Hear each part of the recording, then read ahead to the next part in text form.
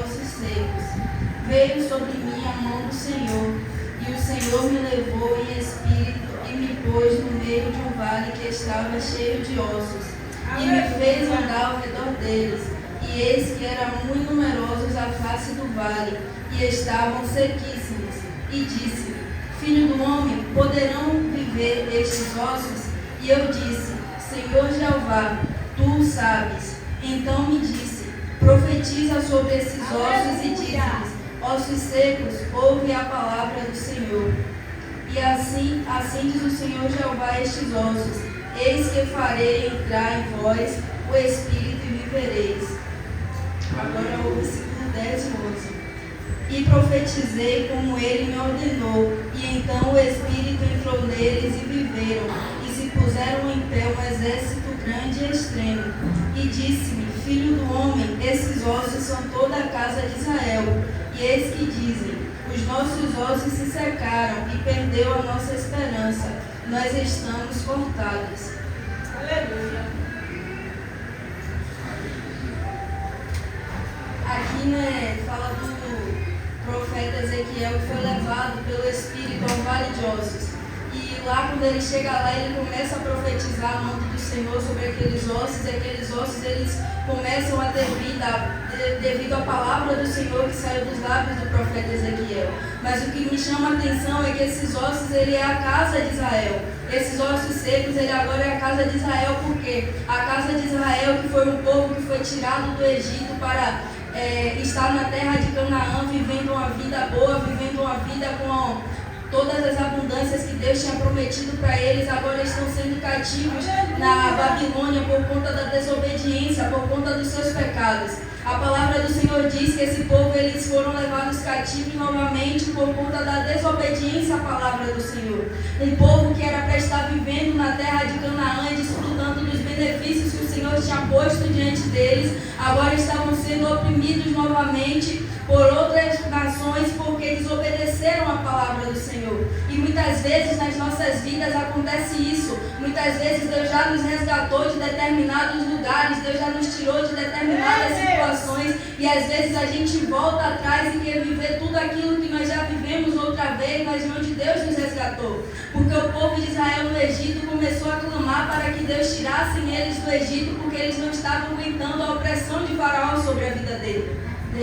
E quando eles chegam na terra prometida, eles começam a se desviar dos mandamentos do Senhor. Quando esse povo chega na terra que Deus tinha dado para eles por herança, eles começam a esquecer que Deus tinha tirado eles do Egito, e agora eles mesmos começam a fazer coisas que desagradam o coração de Deus. Pessoas que eram para estar servindo de referência naquela terra estavam fazendo com que o nome do Senhor fosse blasfemado diante daquela nação. Pessoas que eram para estar dando exemplo àquela nação, agora estava servindo de zombaria, servindo de chacota, porque o próprio Deus fez com que aquele povo descesse para a terra, dos inimigos, para que eles lá ficassem sendo cativos, porque da desobediência daquele povo.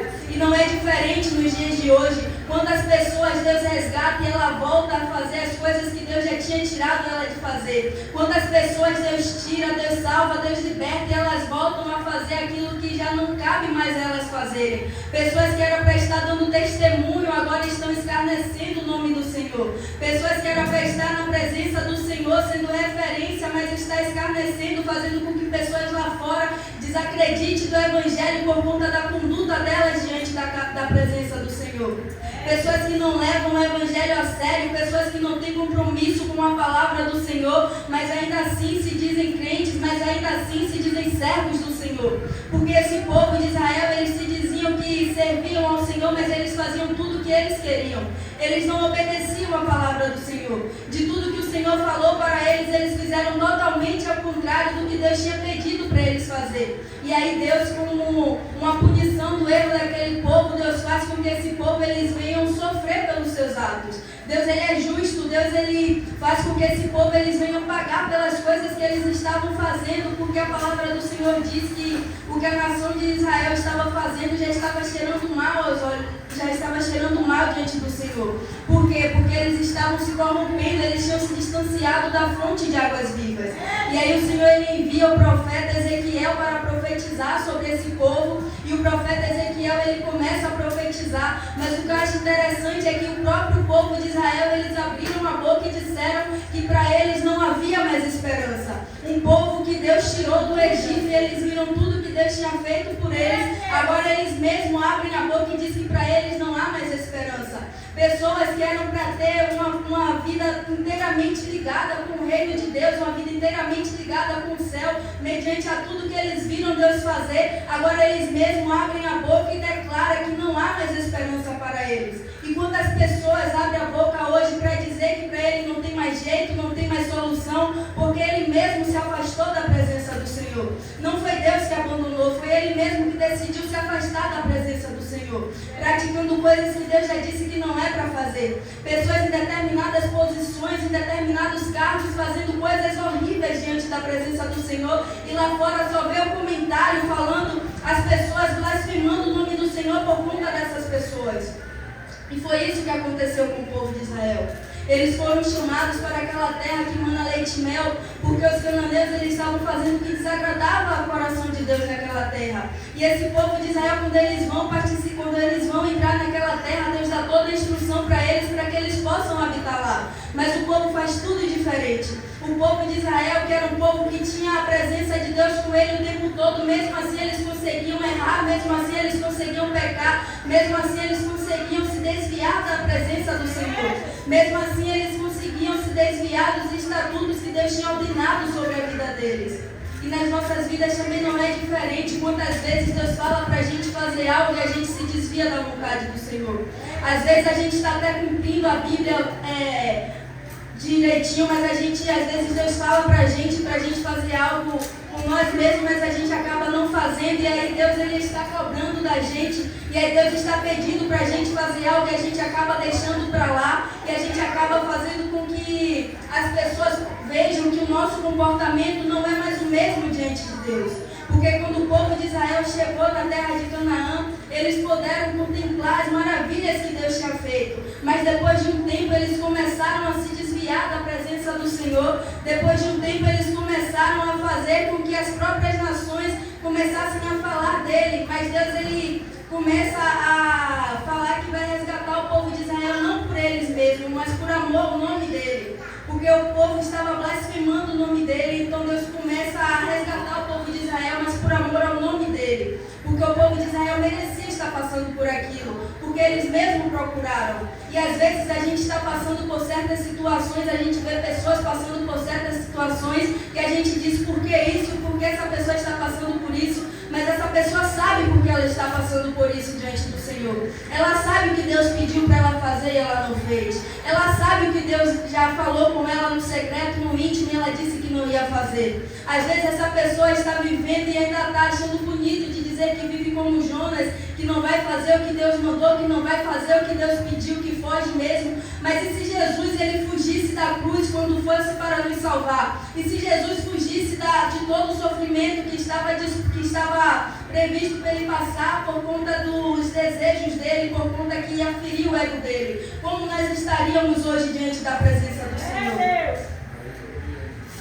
Então que a gente possa entender que quando Deus nos resgatou de determinados lugares, a gente não deve mais voltar a fazer o que nós fazíamos antes.